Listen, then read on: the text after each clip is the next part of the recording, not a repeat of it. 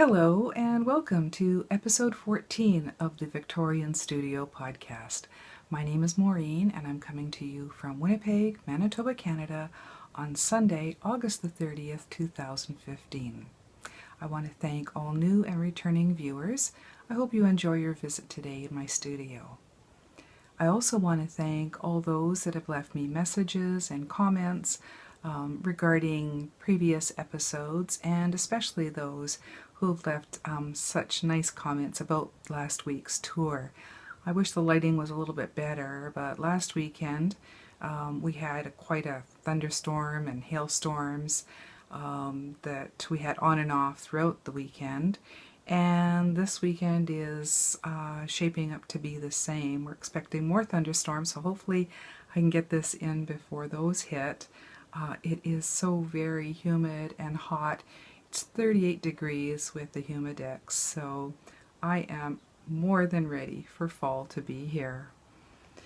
So other than dealing with the weather and its inconsistencies, we actually had one morning about 5 days ago. It was only 3 degrees Celsius in the morning. So going from 3 degrees to 38 degrees Celsius has just been crazy. So hopefully things will settle down soon. I'm really looking forward to some cooler weather, like I'm sure a lot of people are. So this week I was able to get quite a bit of knitting done though, both during lunch hours at work and when I got home in the evenings. So I guess I'll just jump in and share with you what I've accomplished this week. Unfortunately, there's nothing finished, so no finished projects, but I do have quite a few projects on the needles. So I guess we'll start with my socks. And I have to share with you a new bag that I got this week. This came all the way from Tasmania, Australia, from Katie at Knit and Stitch Bits. She's a fairly new project bag maker, I believe. I saw one of her bags on Molly's A Homespun House podcast and went right over to her Etsy shop and bought this adorable bag with lions on it. So I thought that was so cute. And it's perfect for the sock project that I'm doing because it matches perfectly with the Felici gummy bear yarn that I'm using. So you can see that. It's just a perfect match. So, as I mentioned, these socks being made with Knit Picks Felici, the Special Reserve Gummy Bear colorway.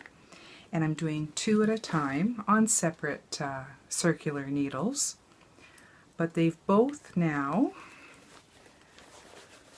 the other one here, they've both been completed to the heel and gusset, and all I have to do now to finish them off is the foot and the toes. So I can take these again back to work for lunch hours because it's just straight stockinette stitch for the foot. So I'll just continue on until it's long enough, and then the second one I can just match up the stripes the same way as the first. So I really like how these are turning out. They're the vanilla pattern that I make just for my own size. And it's the slip stitch heel and stockinette with a 20 row 2x2 rib for the cuffs. So those are really coming along really quickly, and yeah, hopefully I'll be able to get those done this week. And those are being done on 1.5s US. So I think that was just a great bag to have that project in. It's just perfect. So my next project is the Easy Peasy shawl. And thank you everyone for your comments about my silent movie that I did on frogging my other shawl. I really had a lot of fun making that, and it was, even though not a great thing to have to frog a project, at least it was a fun way to do it. So appreciate the comments. Thank you very much. So this is the Easy Peasy Shawl by Megan Delorme. And I'll just show the front. This is a free pattern on Ravelry. And I am using US 6s for this. And the FON dyes yarn for it. Again, same yarn, same needles as I used before for my other, the Multnomah that got frogged. But this is really coming along very well. So I finished the second last lace section, and after that is a garter section, garter ridge, then a stockinette, garter ridge, lace, and then I believe the last garter ridge for the edging. So it's really coming along very well, and I'm really pleased with the lattice that this lace is developing. So easy to do, as it says, easy peasy, and really looks nice. So I really like the way the yarn is coming out, especially in the stockinette sections. Really love this colorway by Ellie and Dave over at FON Dye. So that is coming along very well. So the next item that I've been working on this week is my cardigan. It's the Roosevelt cardigan by Amanda Schusger, and it is put out by Interweave. This is a paid-for pattern, but this is hopefully what it will look like when I'm done. And I'm doing this and entering it in Sarah at Fiber Treks Knit Along. It's an epic project that you should undertake for her Shackleton Knit Along. And I am making this out of Wensleydale Sheep Shop long wool, and it's in the teal colorway. And this is 100% pure wool from Yorkshire, England. I have 10 balls of this, well, 9 left now, because I used the first one to make the first sleeve that I finished last week. This is the right sleeve. There's the cable there. There's cables on the cuff and running all the way up the sleeve. I hope you can see that all right. So I got that one finished last week, and this week I got started on the second sleeve. So far, got the cable work done on the cuff and starting to run up the sides. So it's there. And I'm using US size 6s on this. So I'm really pleased with the fabric it's creating, and so far the size fits really well. So I'm looking forward to getting more done on that, although when it's so warm it's really hard to work on a medium weight cardigan, but so far so good. So that's my third work in progress that you've seen before if you've watched my previous podcasts. What I wanted to share with you also today is something new that I put on the needles this week. It's just something very simple and plain, but it's nice to kind of have that difference in both needle sizes and projects, that you don't get bored with one project. I used to be a monogamous knitter, but I could see the benefits in having a few different projects on the go at once, depending on your mood and where you're able to knit. It's great to have a variety of different projects on the go at once. So this new project that I'm doing is just something that I wanted to use some West Yorkshire Spinners wool with. And this is some yarn that I bought last year. I have a few balls of the sock yarn, but this is the only ball that I could find in their Aran weight.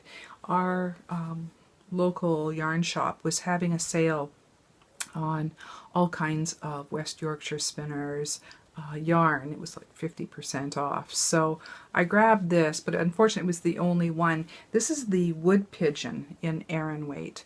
And I thought, well, it's probably too thick to make really thick socks with. So I wanted to make something else with it. And it's so pretty with the grays and light purples and nice kind of a steel blue colors and creams that I really wanted to make something that showed off the yarn. Nothing with a really heavy pattern that would get lost in this self-striping yarn anyway. So what I thought I would make for myself is something for later on in the winter time, is just a very simple cowl. And it's just a 5x2 rib that I'm making, but I really love the way this yarn is coming up and showing up in this very simple pattern.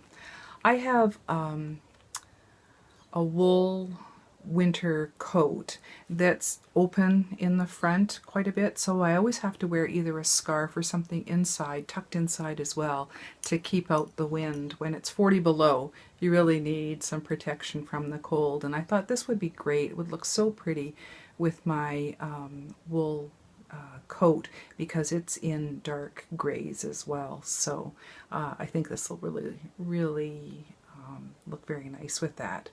So I'm just, it's so easy. This is, you know, potato chip knitting, easy to do in front of the TV or maybe at lunch hour at work or watching podcasts. So probably about half done on that, but I'm just going to continue on until the whole thing is used up.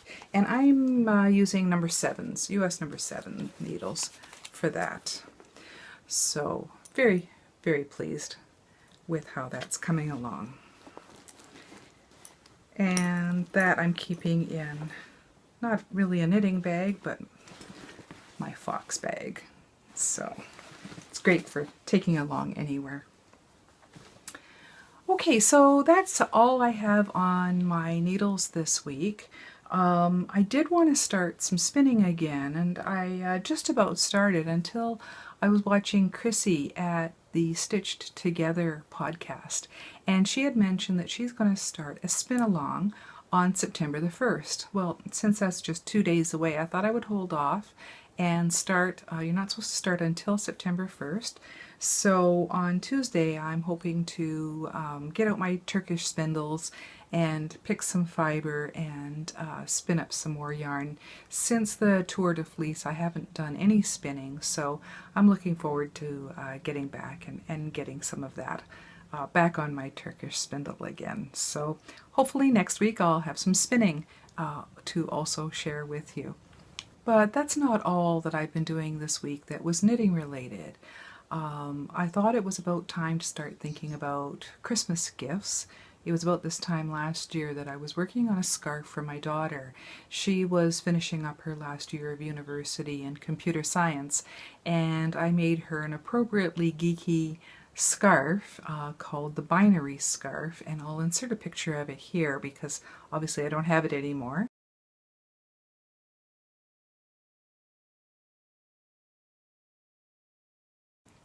And what's nice about that scarf is you can create your own message in binary code. And what I did was I wrote out a message that I wanted to put in there, and then used an online converter to convert that into binary code, 1s and 0s. So every set of numbers is a digit or a space or other punctuation in a secret message to her. So that was a lot of fun to do, to make, and it took quite a while, but I think she really enjoyed having it. And as if you couldn't tell from my previous episodes, I mean, Star Wars and Harry Potter, yes, I am a total geek. I enjoy all kinds of science fiction, and so does hubby. And one of the things that he really loved doing when we were first married was playing on an Atari computer gaming system. Now, this was the early 80s, so for Christmas 1982, I bought him the Atari 2600 computer game. And he played that thing day and night. Literally, I would go to bed at night, he'd be playing, and with either his cousin or his best friend, and I would wake up the next morning and they were still on the couch playing computer games. and one of his most favorite games was Space Invaders. So now this was the first incarnation of the Atari games, so they were pretty, by today's standards, very, very rough, very basic, but it's a lot of fun to look back. We still have the game. I still have the gaming system, the game, and all of the books. As a matter of fact, I can show some to you. I brought a few upstairs. I still have all of them downstairs, but I thought I would show you a few. And if you don't know what the Atari gaming system was, that's it. And 1982 was when we were first able to purchase this game, and I remember it was so expensive. It was over $400 back then. But it was great. You just attached it to your TV, and had all kinds of games. A couple that came with it, but of course, over the years, we ended up buying more and more games for it. And as I mentioned, Space Invaders cartridge. He has a lot of fun playing that game. I'll show you a few others before I go into that anymore. Well, Demon Attack. Now, don't you just love that great graphics? You think, oh boy, that's going to look like a neat game. But yeah, here's what it actually looked like on the screen. Or how about, let's see, Night Driver. This was one of my favorites. You could drive around a car and kind of beat each other's times. Yes, great graphics. Doesn't that look like a cool game? And that's what you played. I was good at that game. Or Warlords. Again, what a cool graphic. That must be a really neat game. Let's see, here we go. It's basically a castle with little bumps for the knights. Or Skydiver. I remember playing this. And we had many years of actually playing these games. There's Skydiver.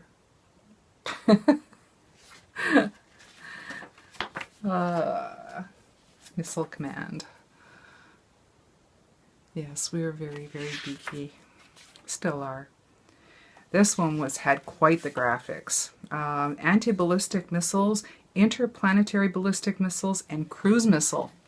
Yeah, the cruise missile was 2 pixels wide, and the others were just 1. That's how you told them apart. A couple more here. Asteroids. That was a very popular game. Again, look at those graphics. Really, you know, you could think, wow, this is a cool game. And yeah. That was it. I think I'm probably still at the level of playing video. I can't play like the new video games. They're just like too fast for me. But I think I could still play these ones pretty well. One of my favorite ones that I got probably a year or 2 later, because I loved the show so much, was MASH. And I still have the t-shirt, and I still wear the t-shirt that came with this game. And this one's from 1983. So that looks pretty cool. And actually you're Hawkeye Pierce, and you play against a computer who is Frank Burns. So again, the graphics are pretty basic. And then when you go in the OR, it reminds me of the Operation game. Then you have to operate on a guy and take out shrapnel. So yeah, if that doesn't prove that I'm a big geek, I don't know what will. But again, our favorite was Space Invaders. And why am I showing you all of this? Well, because I thought for Christmas, and hopefully he doesn't hear me say this, I am making him something based on the Space Invaders game. And on this, in this, it shows, you know, the screenshots of what it looked like. And when you look online, there's emulators and different versions of Space Invaders with different rows and columns. But this was the first one, the classic Space Invaders game. So what I did was, what made me think of this was when I was looking for patterns to get ideas for making him something for Christmas, I found a Space Invaders hat on Ravelry, and it's a free pattern. But it just had a couple of the Space Invaders guys on it, and I thought, oh, it'd be really cool to maybe make, you know, all of them like it looks like a screen. But for a hat, it's too detailed, so and not high enough. So what I thought I would do is make him a scarf. So just like daughter's scarf last year that was kind of geeky, I'm going to make hubby a geeky scarf for this year, and make it with the Space Invaders design. So I'm making my own design, and of course to continue in the geek I have to have it located in my own TARDIS bag that I made myself. This was my own material that I designed myself on spoon flower. And if you hear some jingling, that is all of the charms that I have on my TARDIS bag, of course, for Doctor Who. But in here I have everything that I'm collecting to make his gift. And as I mentioned, I'm just in the designing phase of this right now. But what I think I'm going to do is make basically a black scarf with either end with a design on them. And what I'll do is I'll do it in the round so that the back and the front will have designs, and then you won't see the color work strands that you carry through the back at all. So that's how I made the binary scarf. It was actually done in the round, and then it flattens out so that you don't see all of that work in the back. So it's two-sided. So what I've been doing is I've been using Excel to create my own patterns. So what it will be, it'll be black on the background, and these guys will all be in white. And then I'll do just a little bit of color work for the shooter and for the, I guess they're kind of like bunkers. And then there's the ship that goes along the top. And then I designed the Atari symbol for the back. So that will basically fold over like that for one side and then the other. So hopefully I can get a start on that next week.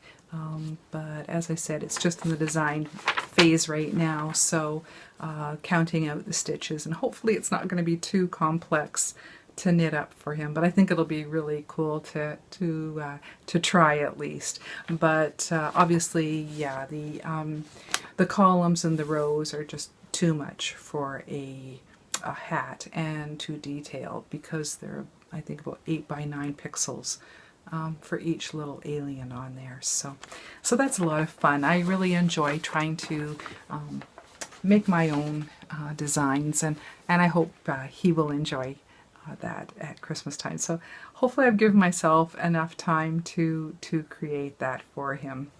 So that's about all I have to share with you this week. It's a shorter episode. But hopefully next week it will be a little bit longer. I'll get started on a new spinning project so that I can join Chrissy in the Stitched Together spin along starting on Tuesday, September the 1st. And hopefully I can get started on hubby's scarf and actually start knitting that up, and hopefully my design works out. Crossed fingers on that. So until then, I hope you have a good week. And thank you so much for visiting with me in my Victorian studio. Bye-bye.